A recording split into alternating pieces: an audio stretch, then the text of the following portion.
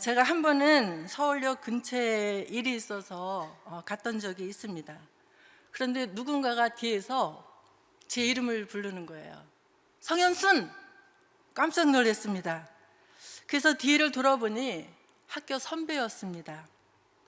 그 많은 사람들 중에서 나를 알아보는 사람, 그 많은 사람들이 분주하게 오고 가니 얼마나 시끄러웠겠어요.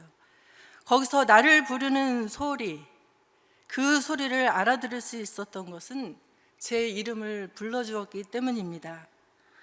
예수님께서도 눈여겨보고 주의 마음에 담아두었던 사람들의 이름을 하나씩 하나씩 불러주셨습니다.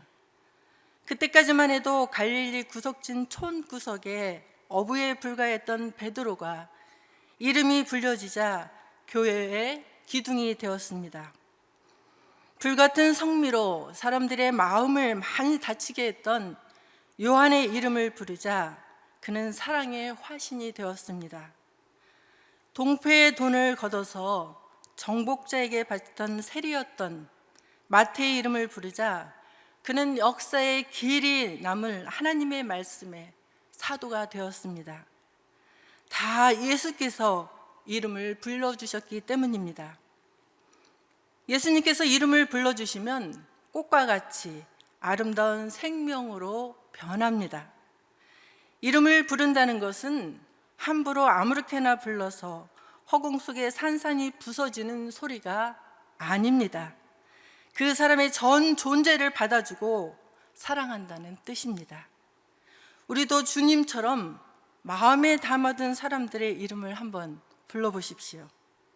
먼저 가장 가까이 있는 아내와 남편의 이름을 정성껏 불러보십시오. 연애할 때 그 마음으로 그렇게 애절하게 한번 마음속으로 지금 불러보십시오.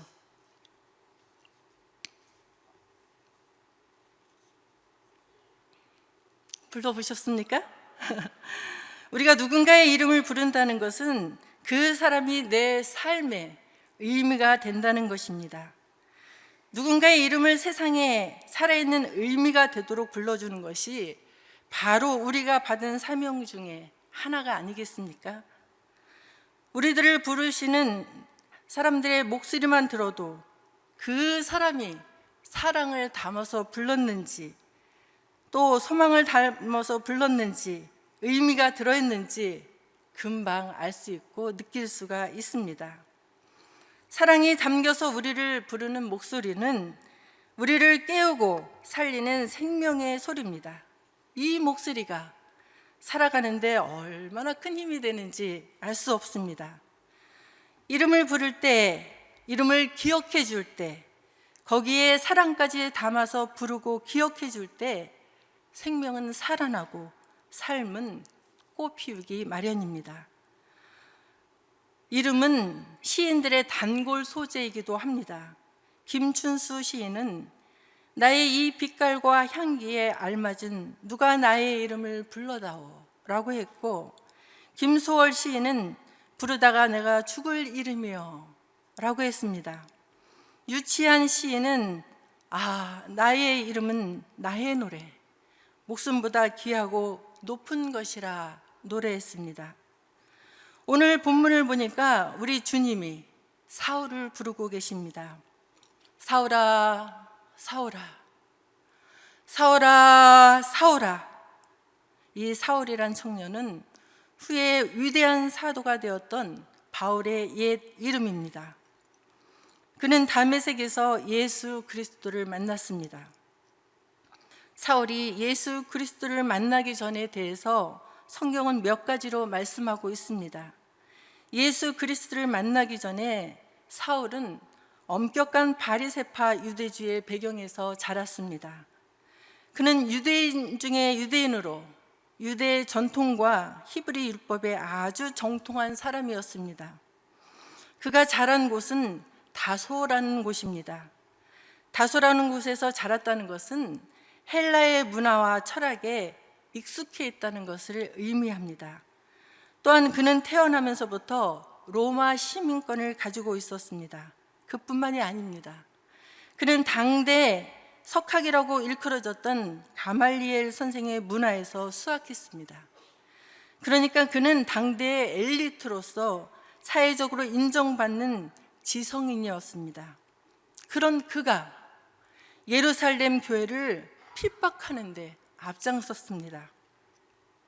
사도행전 8장 3절에 보니까 사울이 교회를 잔멸할세 각 집에 들어가 남녀를 끌어다가 옥에 넣었다고 하였습니다.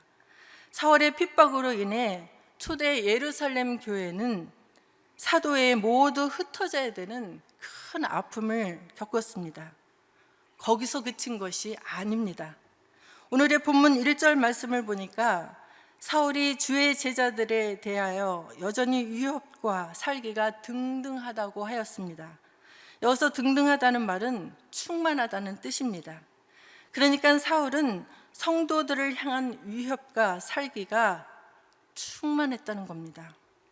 그만큼 사울은 초대교회 성도들에게 적개심을 가지고 있었습니다.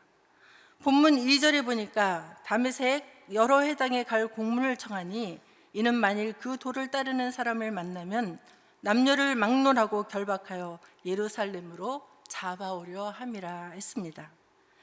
이 사울은 십자가에 못 박혀 처형된 예수님을 그리스도라고 고백하는 사람들을 도저히 용서할 수가 없었습니다. 그는 스데반의 순교 현장에도 있었죠.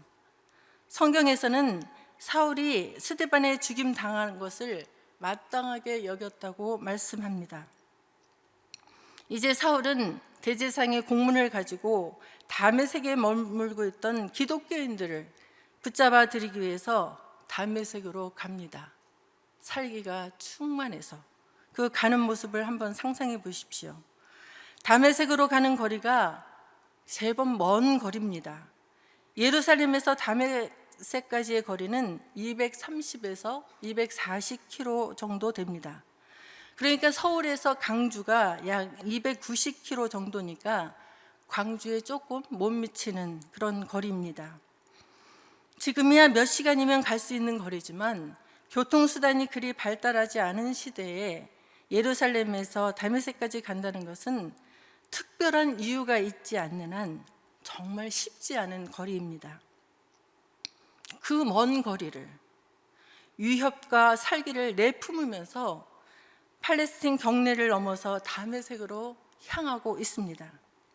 아주 잔인하고 파괴적인 군대처럼 그는 그곳에 있는 제자들을 금방이라도 짓밟아 버릴 것 같습니다. 그러나 그렇게 살기 등등한 사울을 마중 나온 분은 바로 그가 힘을 다하여 핍박하고 있던 우리 예수 그리스도입니다. 이런 극적인 만남을 사람이 스스로 만들 수 있을까요? 한번 이 장면을 머릿속에 한번 그려보십시오. 한 인간의 무모하고 미련함과 하나님의 그 크신 은혜와 궁일이 만났습니다. 이런 극적인 만남은 오직 하나님의 은혜의 방법뿐입니다. 그가 그토록 거부하고 저주했던 예수 그리스도, 그분이 바로 그 앞에 찬란한 빛으로 나타나 계십니다.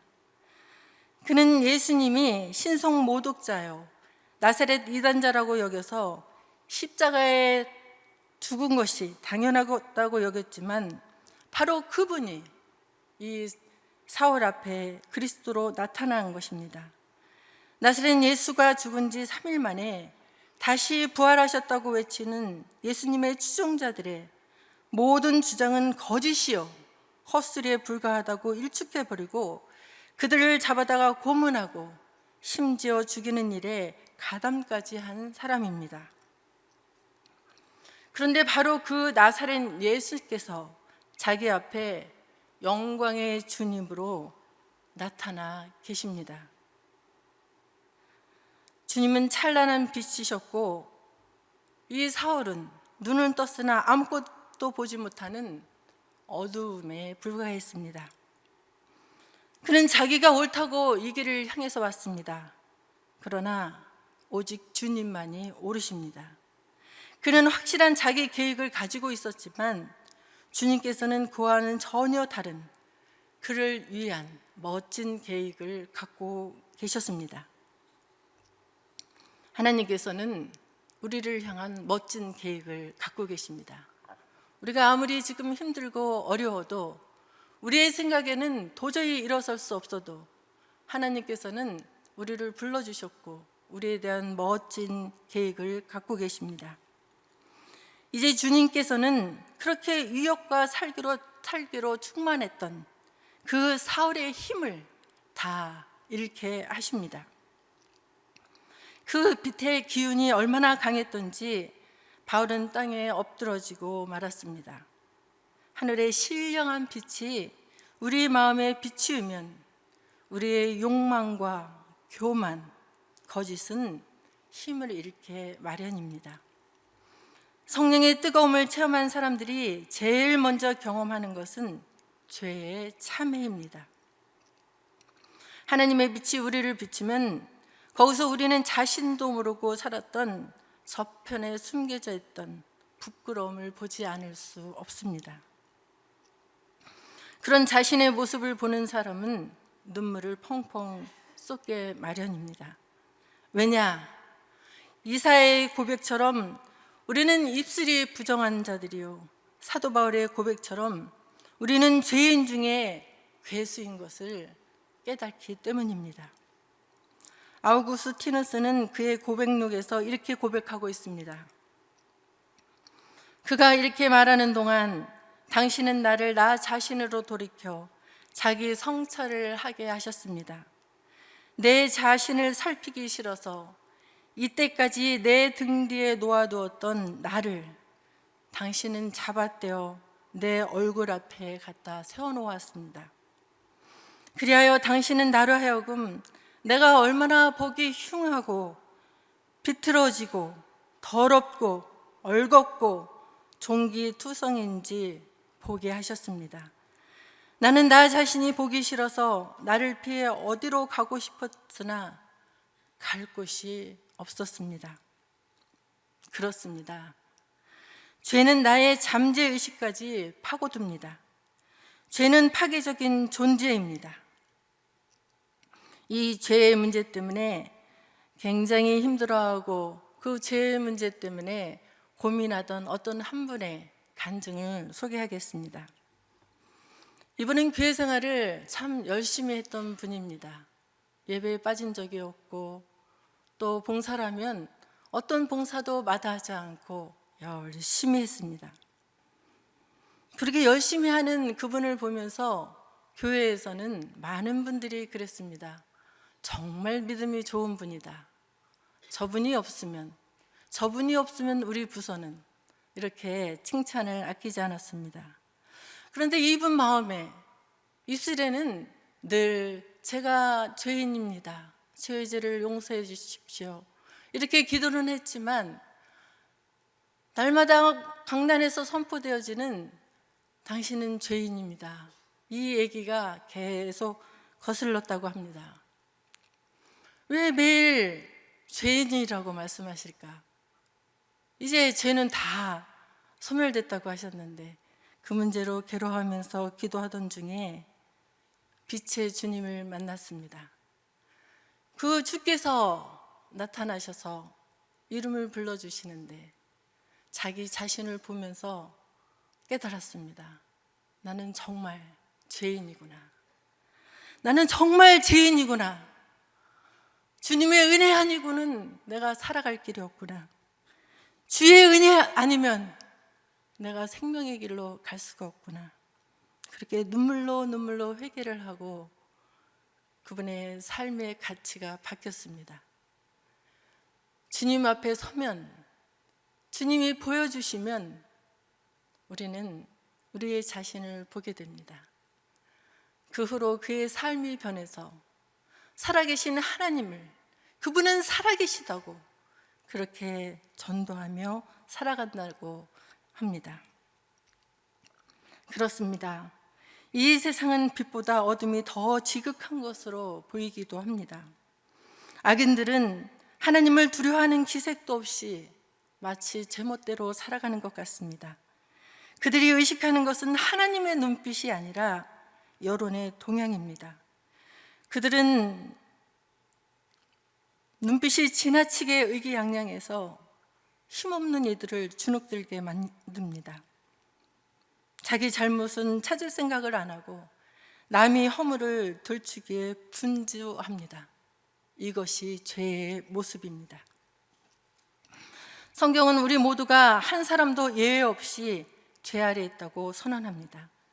이스라엘 백성이 애굽에서 돈, 지위, 학식, 유능함에 상관없이 바로왕의 통치 아래 있었듯이 인간도 모두 죄의 통치 아래 놓여 있다는 것입니다. 죄가 우리를 통제하기에 내가 아무리 선하게 살려고 발버둥 쳐도 내 원대로 잘 되지 않습니다. 그러므로 어떠한 학식이나 지위나 재물이나 능력도 인간을 죄로부터 해방시키지 못합니다. 바로왕이 이스라엘 백성들을 놓아주지 않았던 것처럼 죄의 세력도 우리를 놓아주지 않습니다. 그럼 어떻게 하면 이 죄의 권세를 깨트릴 수 있을까요? 골로새서 2장 15절 말씀에 보니까 통치자들과 권세들을 무력화하여 드러내어 구경거리로 삼으시고 십자가로 그들을 이기셨느니라 말씀합니다. 오직 십자가만이 죄를 이깁니다. 그래서 예수님께서 이 땅에 오신 것입니다. 하나님의 형상대로 지음받은 아름다운 인간들이 죄의 세력에게 이리 끌려다니고 저리 끌려다니며 멸망의 길로 가는 것을 보시고서는 차마 그 영광의 보좌에 앉아 계실 수 없어서 인간의 몸을 입고 이 땅에 오셨습니다. 하나님의 그 사랑이 얼마나 크고 놀라운지 찬송가 304장에서는 하늘을 두루마리 삼고 바다를 먹물 삼아도 한없는 하나님의 사랑을 다 기록할 수 없다라고 노래합니다. 죄인은 멸망받아 마땅한 사람들인데 그냥 버려둬도 될 것을 우리 하나님은 그렇게 찾아오시고 찾으시고 또 찾아오십니다. 이 자리에도 찾아오셨습니다. 그리고 기다리면서 여러 방법으로 깨우치고 자극하면서 우리의 상처를 치유하시고 다듬어가고 계십니다. 사람 같으면 벌써 포기했을 텐데 우리 하나님은 우리를 포기하지 않습니다. 한두 번도 아니고 어쩌면 이렇게까지 우리를 사랑할 수 있을까요? 그 크신 하나님의 사랑을 말로 다 형용할 수 없습니다. 그러면 하나님의 사랑을 이렇게 받은 우리는 어떻게 살아가야 하겠습니까? 우리 주변에 실수하고 잘못한 사람들이 종종 있을 수 있습니다. 그러면 흉을 보고 정죄하고 비난하기는 쉽습니다. 하지만 그렇게 한다고 무슨 발전이나 변화가 생기는 것은 아닙니다. 우리 하나님께 받은 사랑에 감탄하고 감사하면서 살아가는 것이 우리 인생들입니다. 하나님의 사랑을 모르고 살아가는 사람들은 죄에 얽히고 욕망에 얽매여 있어서 자기들이 하나님의 형상대로 지음받은 아름다운 존재라는 사실을 잘 모르고 있습니다. 예수님께서는 우리를 향하신 하나님의 뜻이 저주가 아니라 사랑이라고 밝히 보여주셨습니다. 주님은 사람들의 마음속 깊은 곳에 있는 그 죄를 다 걷어내시고 우리가 하나님의 사랑받는 자녀라는 것을 일깨우기 위해서 자신의 생명을 바치셨습니다. 예수님은 한마디로 죄와 정욕의 늪에 빠져 허적거리는 우리를 향해서 내미신 하나님의 손입니다. 사실 우리는 이미 하나님의 손에 잡힌 바 된 자녀들입니다. 그래서 하나님의 낯을 피하여 도망갈 수도 없는 존재가 되었습니다. 그리고 막상 주님을 떠난다고 하면 도망가봤자 더 잘못될 뿐이죠. 우리는 요나의 이야기를 통해서 잘 알고 있습니다. 요나가 하나님의 낯을 피해서 당시 세계 끝이라고 하는 다시스로 가면 하나님이 미치지 못할까 생각했지만 그게 그렇게 마음대로 되지 않았습니다. 안 된다는 것을 알았다고 하면 그럴 바에는 하나님의 은혜 안에 늘 거하면서 주님을 찬송하면서 주님과 함께 주님이 주시는 그 은혜 안에서 살아가야 하지 않겠습니까? 이것이 인생을 바로 사는 길입니다. 그런데 사단은 우리에게 속삭입니다. 특히 무언가 잘못했을 때 찾아와서는 이렇게 속삭입니다. 네가 그렇게 잘못했으니까 이제 하나님은 너를 사랑하지 않아. 가만히 듣고 보면 그 말이 맞는 것 같습니다. 맞아. 하나님이 나 같은 이 죄인을 정말 사랑하실까? 내가 이렇게 잘못하고 저런 잘못도 많이 했는데. 사람은 이해관계에 따라서 헤어지기도 하고 다시 만나기도 하고 의절하기도 합니다. 그러나 하나님이 사람과 같지 않으십니다. 로마서 8장 35절에 보면 누가 우리를 그리스도의 사랑에서 끊으리요? 환난이나 공고나 박해나 기근이나 적신이나 위험이나 칼이랴 하였습니다. 또 39절에 보면 높음이나 깊음이나 다른 어떤 피조물이라도 우리를 우리 주 그리스도 예수 안에 있는 하나님의 사랑에서 끊을 수 없다 말씀하십니다. 우리 주님은 땅에 엎드려져 있는 사울을 부르십니다. 사울아, 사울아. 우리가 길 가다가 아이들이 넘어지면 이름을 불러주죠. 아무개야, 괜찮아. 일어나, 일어나. 이렇게 불러주죠. 우리 주님은 마치 사울을 그렇게 부르는 것 같습니다. 땅에 엎드려져 무기력하게 있는 그 사울을 향해서 괜찮아. 사울아, 사울아, 일어나라. 이렇게 말씀하시는 것 같습니다. 주님께서는 우리의 이름도 다 알고 계십니다. 주님은 온 우주 만물의 모든 이름도 다 알고 계십니다. 그래서 불러주십니다. 이 자리에 마치 우리가 나온 것 같지만 하나님의 부르심이 있었습니다. 하나님께서 우리를 불러주셔서 이 자리에 나오게 하신 것입니다. 사울을 부르신 주님은 이렇게 말씀하십니다. 네가 왜 나를 핍박하느냐? 사실 사울은 주님을 직접 만난 일이 없습니다. 그러니 예수님을 핍박하지 않은 거죠. 그런데 다만 사울은 예수님을 믿고 따르는 사람들을 아주 싫어했을 뿐입니다. 그는 묻습니다. 주님, 누구십니까? 대답하십니다. 나는 네가 박해하는 예수다. 나는 네가 박해하는 예수다. 우리가 하나님의 형상대로 만들어진 사람에게 하는 언어와 그 행동과 그 모든 것이 하나님께 하는 것입니다. 사울은 다메섹 도상에서 예수 그리스도를 만난 순간에 땅에 엎드러지고 말았습니다. 게다가 사흘 동안을 보지도 못하고 식음도 전폐했다고 했습니다. 한마디로 그의 인생이 뿌리채 뽑혀져 쓰러지고 말았습니다. 그릇되이 자기 신념과 자기 판단만 믿고 의지하면 언젠가는 인생의 모든 것이 속절없이 쓰러지고 마는 것입니다. 사울의 인생이 그처럼 뿌리채 뽑혀 땅에 엎드려진 것은 예수 그리스도의 대적자로 살았기 때문입니다. 따라서 그처럼 뿌리 뽑힌 사울의 인생은 이제 끝난 것처럼 보입니다. 그러나 우리 하나님은 그렇게 의미 없이 끝나도록 내버려 두시는 분이 아닙니다. 그 끝이 종말이 아니라 오히려 새로운 시작이 되도록 해주시겠다는 것이 우리 주님의 약속입니다. 속절없이 무너지는 것은 그동안 죽음의 뿌리를 내렸던 그릇된 그 삶인 것입니다.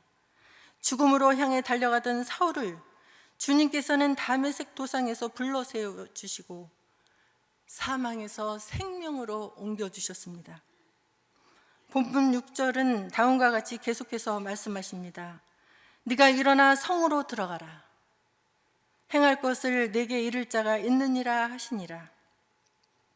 우리 주님께서는 그릇된 길로 걸어가는 사울의 발걸음을 멈추게 하고 새 생명을 부유하셨습니다. 그리고는 그를 도울 사람을 이미 예비해 두고 계셨습니다. 하나님은 우리를 그냥 부르시지 않았습니다. 우리에 대한 멋진 계획을 가지고 오늘 우리를 부르신 것입니다. 사울은 예전에 자신을 괄신하며 교만의 눈을 부릅뜨고 다메섹을 향했지만 지금은 그 두 눈을 감고 입을 다문 채 다메섹으로 들어갑니다.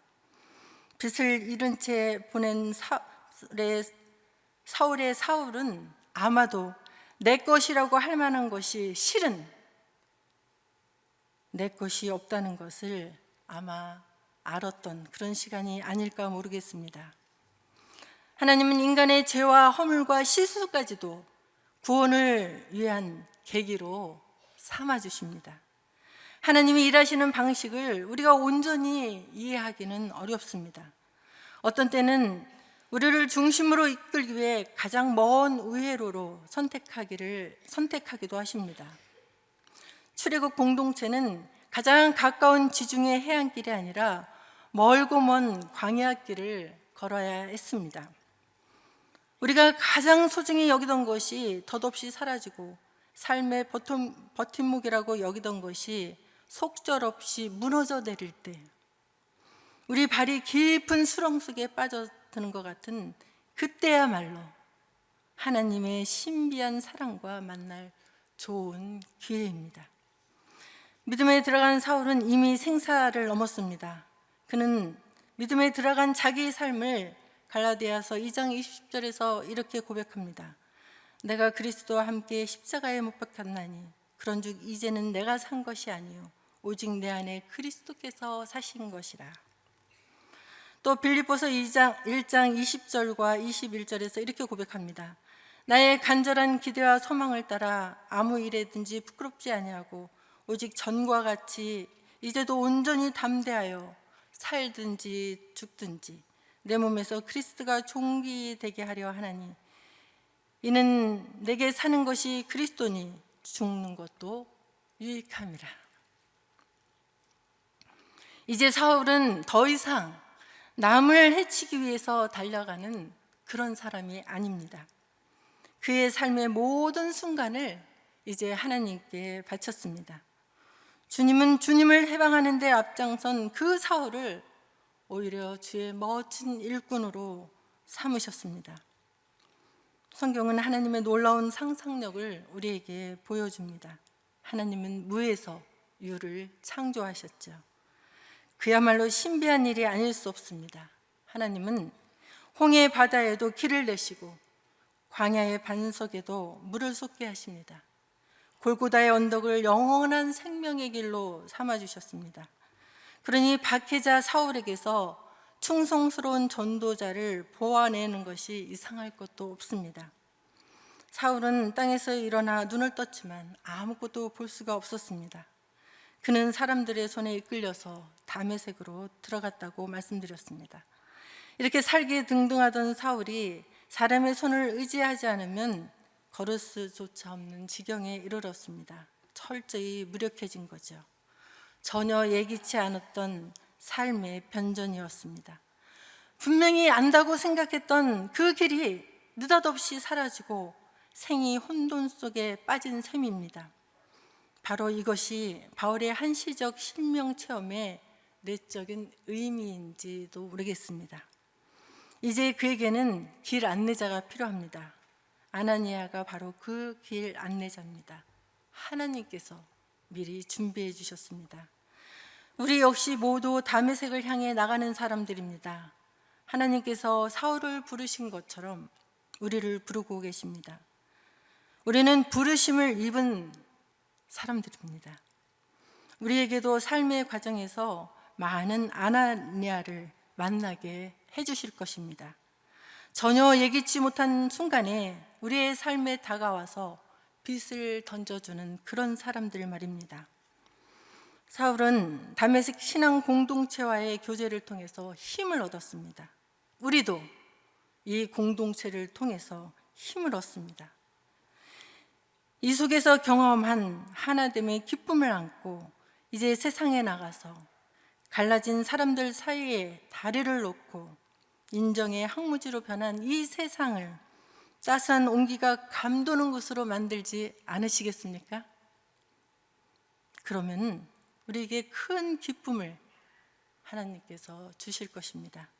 그 기쁨을 충만하게 누리시면서 살아가시기를 바랍니다. 기도하시겠습니다. 자비로우신 하나님 아버지, 감사와 찬송과 영광을 올려드립니다. 사울을 불러주신 주여, 사울에게 오신 주여, 오늘 이 자리에 저희들을 불러주셔서 감사드립니다. 길 잃은 양처럼 갈 바를 알지 못하고 헤매는 우리를 불쌍히 여기셔서 책망이 아니라 사랑으로 우리를 불러주셨사오니 이제 어둠의 땅을 걸어가는 이웃들에게 다가가서 하나님의 현존을 드러내는 징표가 되게 하여 주옵소서.